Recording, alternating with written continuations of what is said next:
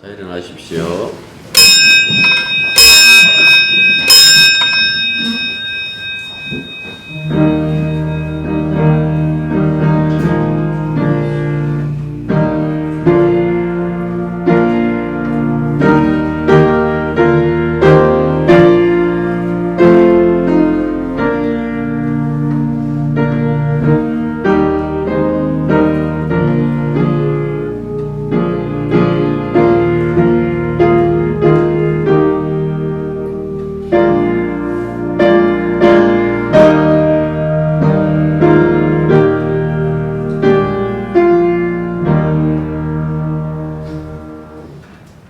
그리스도 예수 안에서 저희들이 온 세상 당신의 백성들과 함께 한 몸으로 살 때에 그들의 아픔과 그들의 변화무쌍한 그 삶의 모든 부분들을 우리가 기억하는지, 우리가 그것을 생각하는지 주님 돌아보게 해 주십시오. 단세포처럼 나 하나 변하면 그저 아무 일 없이 사는 것처럼 그런 생각으로 우리들이 살아가고 있는 것은 아닐런지요. 이 예배를 통해서 우리가 하나님과 하나 된 것처럼 온 세상 당신의 백성과 하나 되었다라는 그 사실 잊지 말게 해 주시고, 오직 주와 함께 드리는 이 예배를 통하여 주께 영광 돌리고 서로의 그 기쁨을 나눌 수 있는 시간이라는 그 사실 깨닫게 하여 주시옵소서. 예수님 이름으로 기도드립니다. 자, 하나님 말씀은 요한복음 16장 12절부터 15절까지입니다. 내가 아직도 너희에게 이룰 것이 많으나 지금은 너희가 감당하지 못하리라. 그러나 진리의 성령이 오시면 그가 너희를 모든 진리 가운데로 인도하시니 그가 서로 말하지 않고 오직 들은 것을 말하며 자기의 일을 너희에게 알려주시리라. 그가 내 영광을 나타내리니 내 것을 가지고 너희에게 알리시겠음이라. 무릇 아버지께 있는 것은 다 내 것이라. 그러므로 내가 말하기를 그가 내 것을 가지고 너희에게 알리시리라 하겠노라. 자, 구약합니다. 918페이지. 잠언 8장 22절부터 31절까지입니다. 여호와께서 그 조화의 시작 곧 태초에 일하시기 전에 나를 가졌으며 안세 전부터 태초부터 땅이 생기기 전부터 내가 세움을 받았나니 아직 바다가 생기지 아니하였고 큰 샘들이 있기 전에 내가 이미 났으며 산이 세워지기 전에 능력이 생기기 전에 내가 이미 났으니 하나님이 아직 땅도 들도 세상 진토의 근원도 짓지 아니하셨을 때라. 그가 하늘을 지으시며 동창을 해면에 두실 때에 내가 우리 주시고 그가 위로 구름 하늘을 견고하게 하시며 바다의 샘들을 힘있게 하시며 바다의 강물을 정하여 우리 경력을 거스르지 못하게 하시며 또 땅의 기초를 정하실 때에 내가 그 곁에 있어서 창조자가 되어 날마다 그의 기뻐하신 바가 되었으며 항상 그 앞에서 즐거워하였으며 사람이 그 생활장에서 즐거워하며 인자들에게 기뻐하였느니라. 아멘. 오늘은 성령 강림절 후 첫 번째 주일이자 삼위일체 주일입니다. 전통적으로 교회력은 성령 강림절 다음 주일을 삼위일체 주일로 지켜왔습니다. 교회가 전하는 진리 가운데 우리를 가장 어렵게 하는 것이 바로 삼위일체론이죠. 세 분 하나님이 한 분이 되고 한 분 하나님이 세 분이 되는 이 복잡한 교리는 사실 목회자들이나 성도들에게나 쉽지 않는 그런 말씀입니다. 성경 말씀 가운데서 삼위일체 하나님을 한자리에 말씀하는 곳이 있는데 마태복음 3장 16절부터 17절입니다. 여기서 예수께서 세례 요한에게 세례를 받으시는 그 장면에 이런 말씀이 있습니다. 예수께서 세례를 받으시고 곧 물에서 올라오실새 하늘이 열리고 하나님의 성령이 비둘기같이 내려 자기 위에 임하심을 보시더니 하늘로부터 소리가 있어 말씀하시되 이는 내 사랑하는 아들이요 내 기뻐하는 자라 하시니라. 우리는 이 하나의 장면에서 세례를 받고 물에서 올라오시는 성자와 그 성자 위에 비둘기같이 내려 임하시는 성령과 그리고 예수를 내가 사랑하는 아들이고 내가 기뻐하는 아들이라고 말씀하시는 성부 하나님을 묘사하고 있는 것을 볼 수가 있는 거예요. 또 마태복음 28장 19절에 보면 주님께서도 마지막 그 대사명을 내리면서 이런 말씀하신다고요. 그러므로 너희가 가서 모든 민족을 제자로 삼아서 아버지와 아들과 성령의 이름으로 세례를 주고라고 이렇게 얘기를 하죠. 그래서 초대교회는 예수의 가르침을 따라서 세 번 하나님의 이름으로 세례를 베풀었고 사도 바울 또한 세 번 하나님의 이름으로 축복하는 것을 볼 수가 있습니다. 주 예수 그리스도의 은혜와 하나님의 사랑과 성령의 교통하심이 너희 무리와 함께 있을지어다. 우리가 하나님을 아는 것, 그것도 삼위일체 하나님을 이해하는 데 있어서 첫 번째로 염두에 두어야 될 것이 있어요. 성부와 성자와 성령이 각각 인격을 가진 하나님이라는 그 점이에요. 성부는 성자와 성령이 아니시고 성자는 성부와 성령이 아니시고 성령은 성부나 성자가 아닙니다. 그렇다고 예수 그리스도가 뭐 둘째 하나님, 뭐 성령은 셋째 하나님이라는 말은 더더욱 아닙니다. 모세의 신명기에 보면 쉐마 이스라엘 아도나이 엘로헤이누 아도나이 에카드라는 이 말씀이 있어요. 이스라엘에 들어라 우리 하나님 아도나이는 유일한 아도나이라는 이 구절이에요. 이 문자적으로 이렇게 번역하면 들어라 이스라엘 아도나이 우리의 하나님 아도나이 하나라는 이 뜻이에요. 그래서 유일신이라고 하지만 사실은 그 당시의 유대교들 예수님 당시의 유대교는 단일신에 거의 가까워요. 이들이 생각했던 것은 이 단일신에 가까운데 아무튼 여기서 말하는 이 에카드, 에카드라고 했을 때에 교회는 어떻게 이해했는가 하니까 아버지와 아들과 성령, 다시 말해서 삼위일체 하나님을 신명기 쉐마가 언급한 에카드, 다시 말해서 하나이신 하나님으로 고백하고 받아들였다라는 그 말씀입니다. 삼일체 신학을 형성시켰던 이 교부들, 뭐 아타나시우스를 비롯한 이 가파도기아 이 교부들은요, 이 성부와 성자, 성령 이 삼위께서는 그들이 이런 말을 했어요. 상호 침투와 공제를 통해서 거룩한 일체를 형성하시는데 이 상호 침투와 공제를 통하여 일체를 이루신 하나님을 한 하나님으로 지칭한다라고 그렇게 그들은 정리를 했어요. 이걸 좀 더 우리가 쉽게 이해하려고 하면 하나님 하시는 모든 일은 삼위일체로 일하시고 삼위일체로 이루신다라는 그 말씀입니다. 그러니까 함께 의논하시고 함께 그 일을 이루시기 위하여 함께 충성하시고 또한 함께 순종하신다라는 그 말씀이죠. 따라서 이 세상에 존재하는 것, 다시 말해서 창조와 재창조의 과정에서 삼위 중에서 누가 독단적으로 이거는 내 혼자 했던 일입니다 할 수 있는 것은 하나도 없어요. 전혀 없다라는 그 말씀입니다. 모든 일은 하나님 일에 사소한 것 있을 수가 있겠습니까마는 만약에 사소한 것이 있다고 할지라도 그 사소한 일에도 뭡니까? 삼위일체로 참여하셨다라는 그 말씀입니다. 우리가 두 번째 본문으로 구약 잠언 8장을 봤죠. 잠언 8장을 우리가 읽으면서 1절부터 4절은 안 읽고 뒤에 우리가 22절부터 이렇게 읽었어요. 자, 지금 잠언 8장에 계시면 1절부터 4절 한번 보십시오. 지혜가 부르지 아니하느냐? 명철이 소리를 높이지 아니하느냐?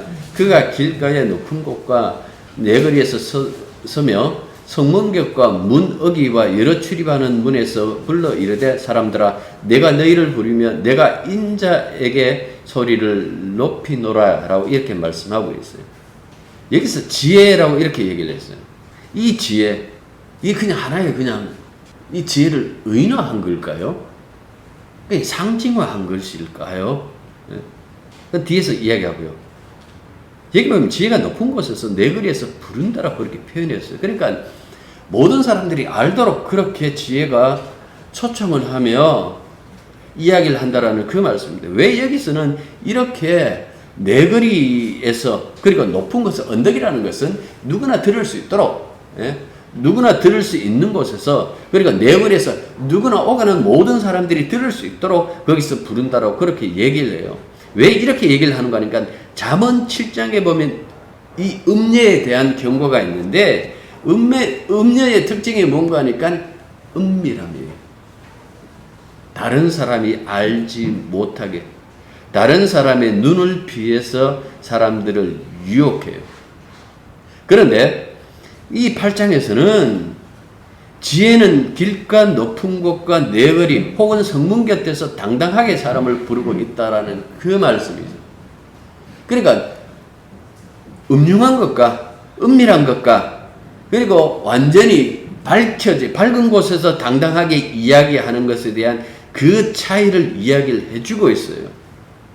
그런데 왜 지혜가 사람을 부르는가라고 했을 때에 이 잠언은 뭐라고 얘기를 하는가? 사람들이 어리석고 미련하기 때문에 그렇다는 그 이야기를 해요. 그 지혜가 부르지 않고 명철이 부르지 않으면 하나님에 대한 관심을 기울이지 않기 때문에 지금 이야기를 하는 거예요. 그래서 지혜가 그들을 불쌍히 여겨서, 사람을 불쌍히 여기는 그 마음 가지고 그토록 소리 높여서 그토록 누구나 들을 수 있도록 지금 부르고 있다라는 그 말씀입니다. 그렇다면 이 지혜가, 이 명철이 말하고자 하는 것은 무엇일까요? 무엇을 알게 하기 위하여 이렇게 애를 쓸까요? 6절부터 8절로 보십시오. 여기 보시면 그런 얘기를 해요. 가장 선한 것과 정직에 관한 진리. 가장 선한 것과 정직에 관한 진리가 뭘까요? 잠언이 말하는 가장 선한 것, 정직에 관한 그 진리가 무엇일까요? 다시 22절로 갑니다. 여호와께서 그 조화의 시작 곧 태초에 일하시기 전에 나를 가졌으며 만세 전에 태초부터 땅이 생기기 전부터 내가 셈을 받았나니 아직 바다가 생기지 아니하였고 큰 샘들이 있기 전에 내가 이미 났으며 산이 세워지기 전에 언덕이 생기기 전에 내가 이미 났으니 하나님이 아직 땅도 들도 세계 진토에 근원도 짓지 아니하셨을 때에라 라고 이렇게 말씀하고 있습니다. 뭘 얘기할까요? 여기서 우리가 알 수 있는 것은 이 지혜가 하나님의 창조와 관련이 있다라는 그 말씀입니다. 그러니까 우리는 하나님께서 모든 피조물을 창조하셨을 뿐만 아니라 그 창조한 것들을 당신의 뜻에 따라 통치하고 계신다라는 것, 이런 부분에 대해서는 그냥 이 신앙의 첫 관문이니까요, 이걸 깨닫고 있어요. 그런데 여기서 우리가 놓치지 말아야 될 더 중요한 진리가 있죠.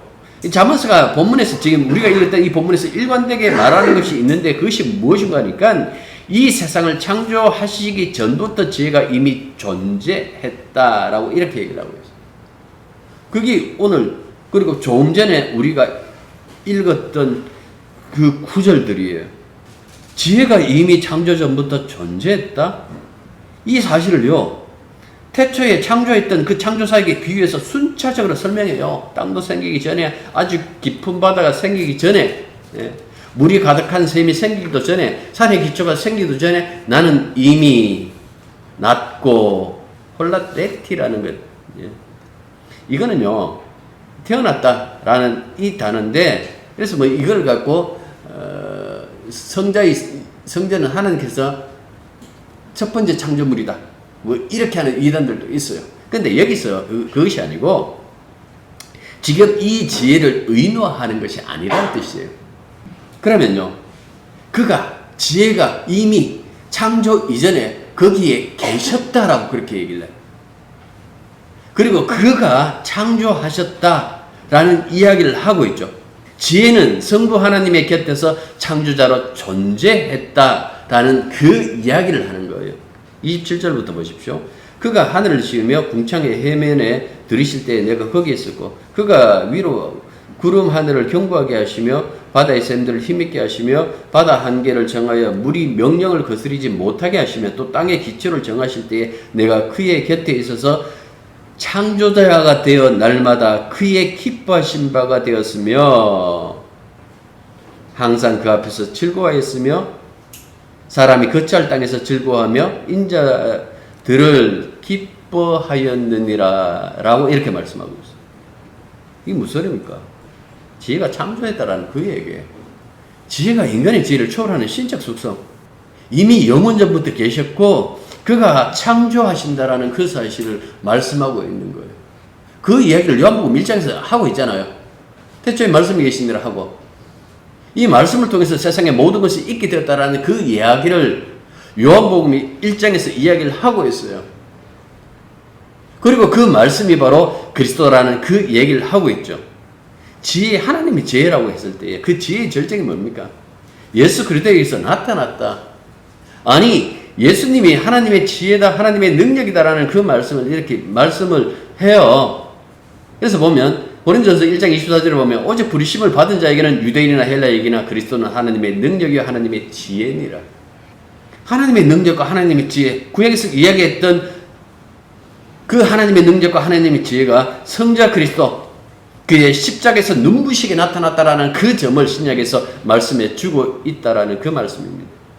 바울이 그리스도를 하나님의 능력과 지혜로 소개하는 것은 이 세상의 능력과 지혜로 군림하는 그 권력과 대조할 뿐만 아니라 이 둘이 서로 다르다라는 것을 말하고 있어요. 여러분, 권력의 속성이 뭘까요? 권력의 속성이 뭘까요? 권력자들이 항상 여러분들 그 권력을 쥐고 있을 때 그런 얘기를 해요. 평화를 말해요. 국민들을 위한 어떤 그 평화, 그들을 잘 살게 하겠다는 그런 얘기를 하죠. 아마 로마 시대에 로마의 그 황제들도 그렇게 얘기를 할까요? 우리가 늘 자주 봤던 것 중에 하나가 이제 팍스 로마나. 그러니까 로마의 그 평화를 이야기를 하는데 그들 역시 평화를 이야기를 하면서 끊임없는 그 힘과 억압으로 그 평화를 유지하려고 했죠. 근데 놀랍게도 로마서 5장에 보면 교회도 평화를 얘기를 해요. 이 교회에 새 왕이 등극하셨고 그가 우리가 통치하시는데 그 성자이신 그리스도가 우리들에게 평화를 말씀하세요. 5장 1절과 2절 제가 읽을게요. 그러므로 우리가 믿음으로 의롭다 하심을 받았으니 우리 주 예수 그리스도로 말미암아 하나님과 평화를 누리자. 화평을 누리자. 에이레네라는 얘기는 평화라고 이렇게 번역을 할 수도 있어요. 또한 그로 말미암아 우리가 믿음으로 서 있는 이 은혜에 들어감을 얻었으며 하나님의 영광을 바라보고 즐거워하느니라 라고 이렇게 얘기를 했어요. 도대체 평화가 뭘까라고 했을 때에 사도 바울은 그런 얘기를 합니다. 그리스도의 믿음으로 말미암아 우리가 하나님과 올바른 관계 속에 들어간, 그래서 그 상태를 가지고 평화라고 얘기를 해요. 하나님의 지혜요 하나님의 능력이신 예수 그리스도로 말미암아 비로소 하나님과 평화를 누리게 되었다라는 그 이야기가 로마서에서 말하는 복음이에요. 왜 평화라고 그것을 평화라고 얘기를 했을까라고 그렇게 물으신다면 앞서도 그 삼일째 얘기를 했잖아요. 모든 것을 공유하시고 모든 것을 섬기시고 모든 것을 함께 하시고라고 했잖아요. 이 평화라는 것은 삼일째 하나님이 공유하는 그 평화예요. 궁극적 구원이라는 것은 여러분들 뭐라고 생각하세요? 이 험악한 세상에서 그냥 천국 가고 영원히 편하게 산다. 여러분들 이걸 구원이라고 생각하세요? 성경에서 말하는 구원은 다른 것이 아니라 이 삼위일체 평화 속에 우리를 참여시키는 것을 가지고 구원이라고 그렇게 얘기를 해요. 성령이 우리들에게 오신 이유도 마찬가지예요. 삼위 하나님의 그 평화 속에 그 은밀한 관계 속에 우리를 집어넣는 거예요. 교회를 집어넣어서 그분들이 누리는 그 평화, 그분들이 누리는 그 영광을 함께 누리도록 하는 것을 가지고 성경에서는 구원이다 라고 그렇게 얘기를 해요. 사람들이 아는 기독교는 이런 게 아니죠. 예수 믿으면 잘 된대요. 예수 믿으면 모든 것이 그렇게 해결된대요. 사람들은 그것을 평화라고 생각해요. 예수 믿고 난 다음부터 난 똑똑해졌어. 학벌의 평화를 누리고. 내가 예수 믿고 난 다음에 부자 되어서 재물과 평화를 누리고. 나는 예수 믿고 난 다음에 병 나와서 질병과 평화를 누리고. 나 예수 믿고 난 다음에 세상에서 참 이렇게 출세했거든. 세상에서 잘 되는 것, 이 세상에서의 평화. 여러분들 일반적으로 사람들이 생각하는 기독교는 이런 기독교예요. 근데 예수님이 그런 것을 얘기한 적이 계시는 거 없어요. 여러분 찾아갖고 오세요. 저한테. 전혀 없다라는 그 말씀입니다. 사도 바울은 빌립보 3장에서 오히려 그런 것을 배설물처럼 똥처럼 여기고 나는 버렸다라고 그렇게 얘기를 해요.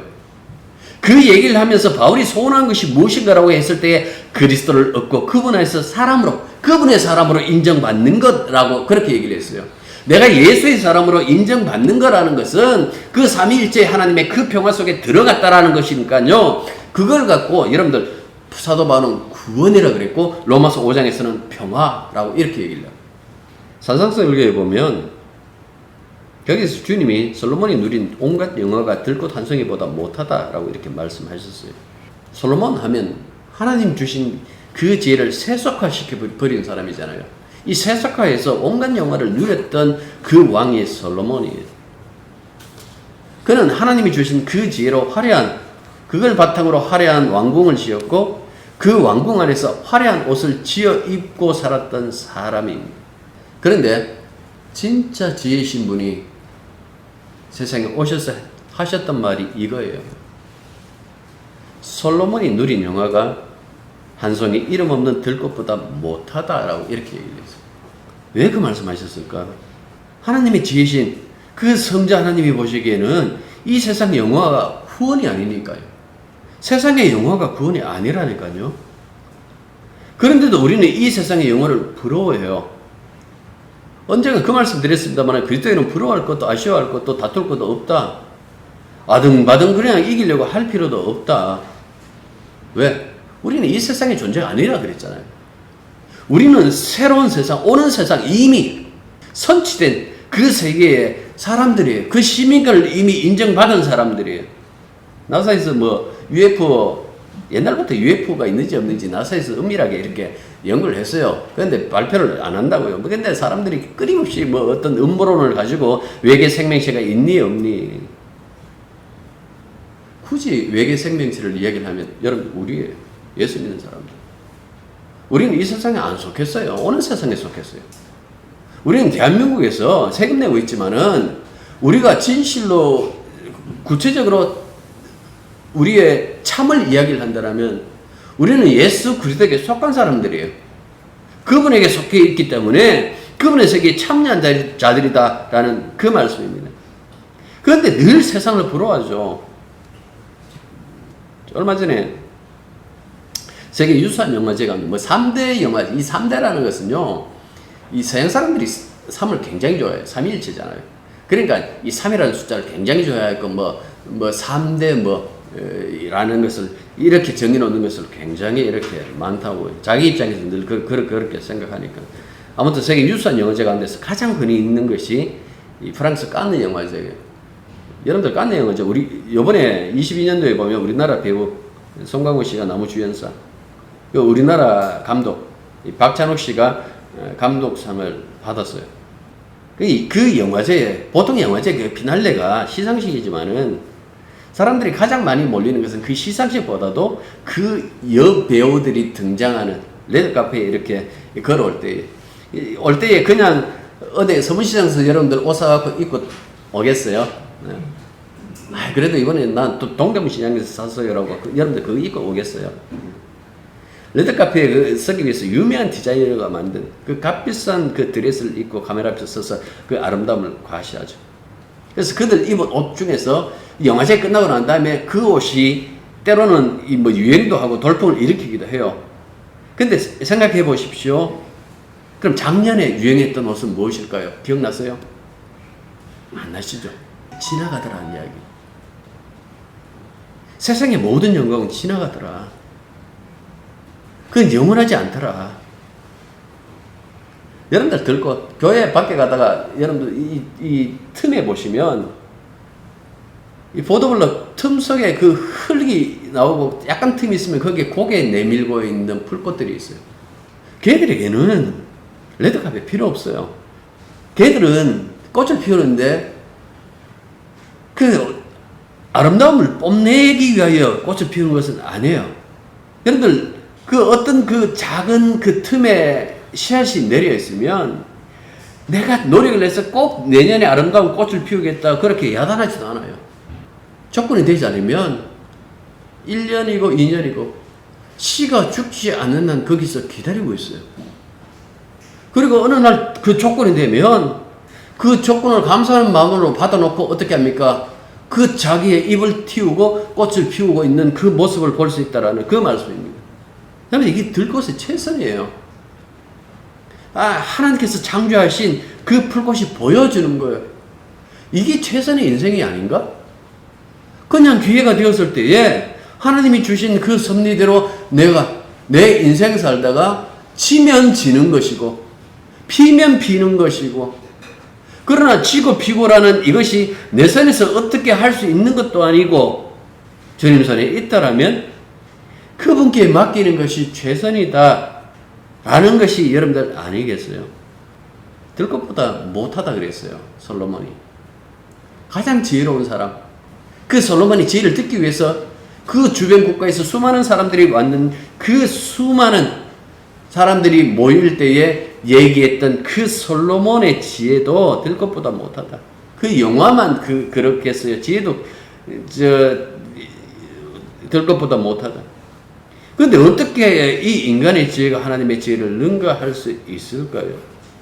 하나님의 지혜는 인간의 지혜와 달라요.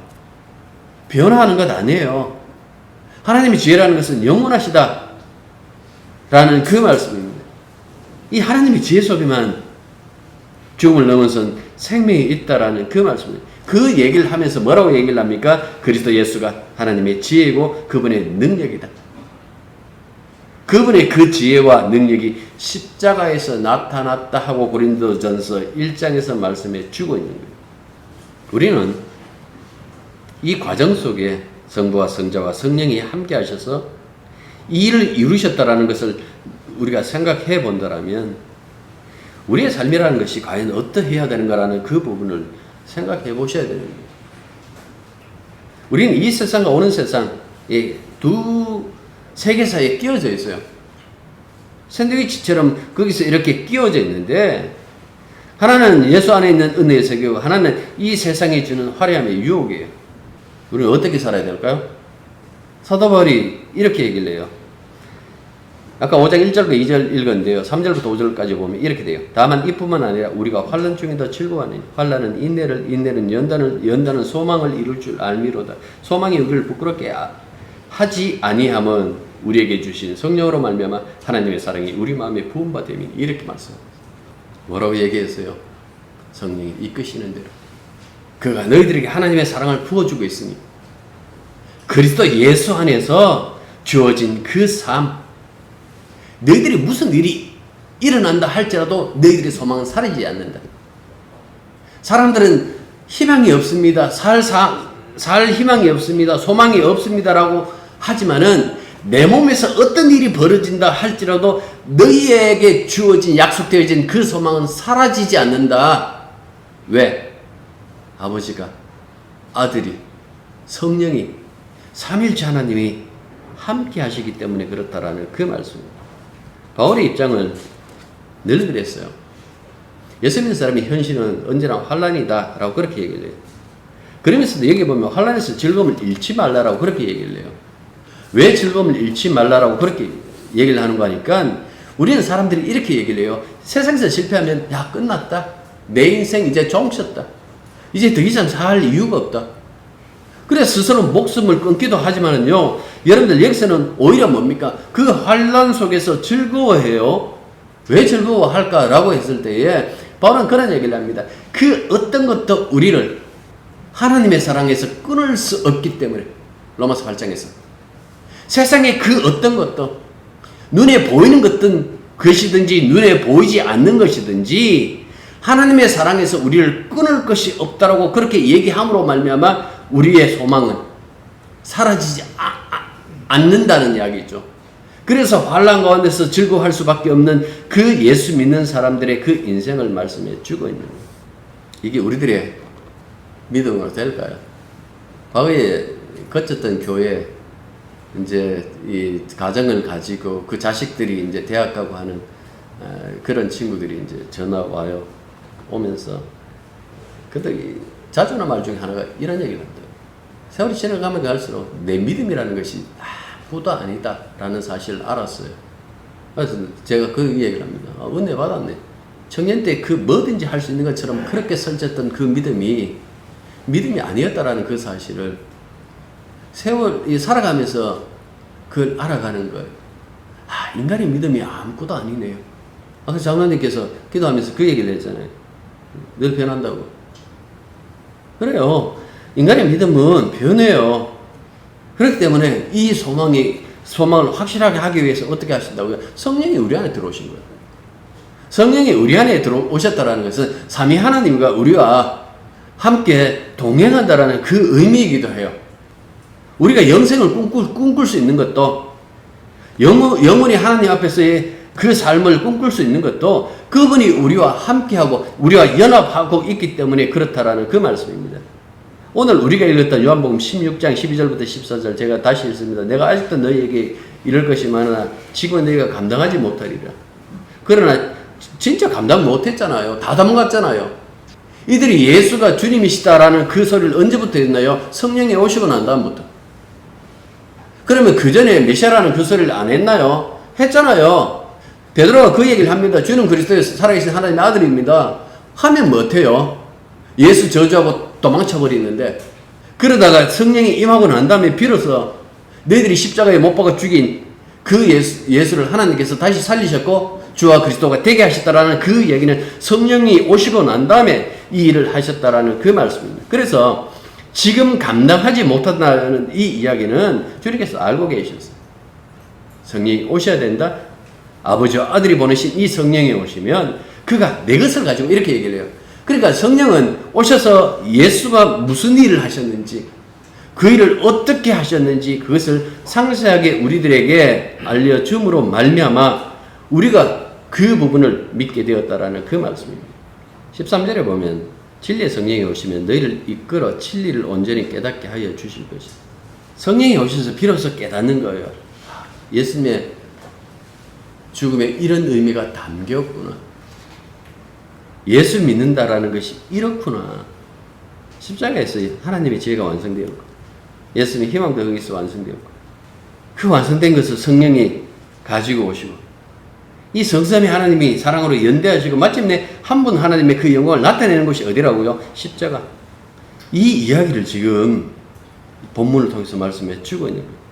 예수님은 보혜사 성령을 약속하셨고 오순절에 임하신 성령께서 마침내 성자 안에 담긴 성부의 지혜가 제자들에게서 우리에게 나타나게 하셨다라는 그 말씀입니다. 그래서 이 성령이 우리 안에 오시면 삼위일체 하나님의 그 상호순환, 상호침투, 상호내재, 이 신학적 용어인데요. 이게 모두가 다 우리들 안으로 확대된다. 쉽게 말해서 이 세 번 연합한 곳에 우리를 집어넣는 거예요. 요한복음에서 그 얘기를 한다고요. 그분의 연합 속에 들어간 그 교회, 몸 공동체, 그리스도의 몸 공동체. 여러분, 이것이 우리들의 구원이고, 이것이 우리들의 안전이고, 이것이 우리들의 평화이고, 이것이 우리들의 복이에요. 기독교는 이 부분을 세상에 선포하는 생명의 종교입니다. 기도하겠습니다. 삼위 하나님의 그 하나됨에 참여한 몸 공동체로서의 이 교회가 받은 그 큰 사랑, 그 큰 은혜, 그 평화, 그 소망, 그 영광, 주님 잊지 말게 해 주십시오. 땅의 것 바라볼 때마다 늘 아쉬운 것, 그것 때문에 예수 믿는 것처럼 착각할 때도 너무나 많은데, 주님이 주신 은혜는 그런 것들이 아니라 하늘에 속한 것, 다른 차원의 세계, 오는 세상의 그 질서, 그 평화, 그 영광, 그 생명 안에 들어있는 것임을 저희들 잊지 않게 해 주십시오. 주님, 연약하여 스스로 깨닫지 못한 것, 성령을 말미암아 성령으로 말미암아 우리가 그것을 하나하나 깨우치게 될 때마다 그 깨우침들이 우리의 삶을 주장하여 주시사 예수님이 가신 그 길을 저희들도 따라갈 수 있는 믿음의 사람들이 되게 도와주옵소서. 예수님 이름으로 기도드립니다. 이제는 우리 주 예수 그리스도의 은혜와 하나님 우리 아버지의 사랑과 성령의 교통함이 진실로 삼위일체 하나님의 그 교통 속에 우리를 함께 참여시켜 하나님의 평화와 영광과 그 은혜를 누리도록 하신 그 복음의 말씀을 늘 가슴에 새겨두고 오직 하나님의 자녀로 사는 것을 가장 큰 기쁨으로 여기는 당신의 자녀들 위해 이제부터 항상 함께 있기를 축원합니다. 아멘.